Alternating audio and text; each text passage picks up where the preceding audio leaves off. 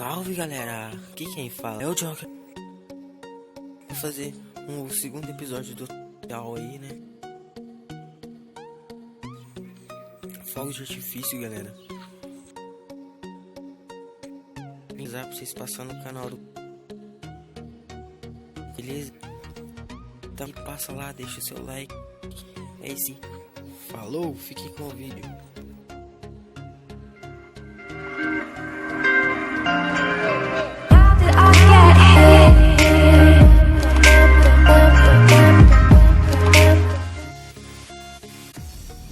Então galera, pra vocês fazerem aí o fogo de artifício aí, galera, porque daqui MFP.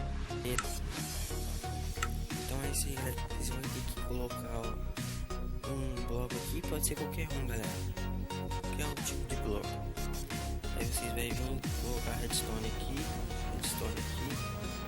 e aí vocês vão colocar a tocha de redstone, galera, aqui ó, uns dois.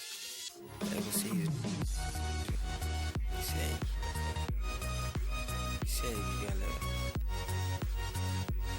faz assim e assim.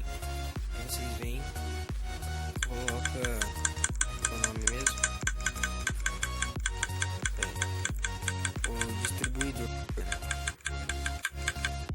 coloca, aí você isso assim.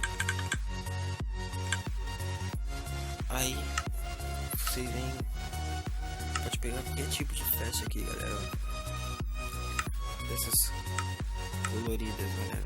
Vocês vão lá, pega e coloca, galera. Coloquei, tem a coisa ali, mas eu vou fazer nesse aqui que já tá pronto, galera, ó. Só que o TikTok que é muito parecido, velho. Olha só que da hora. Não sei se você já tem visto esse canal aí, galera. Mas é top pra caramba. Olha, muito louco.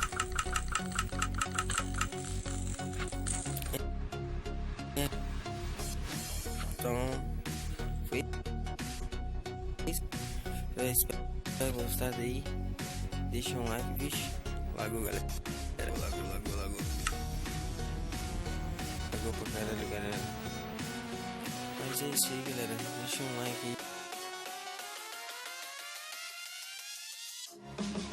Beleza, então deixa pra mim.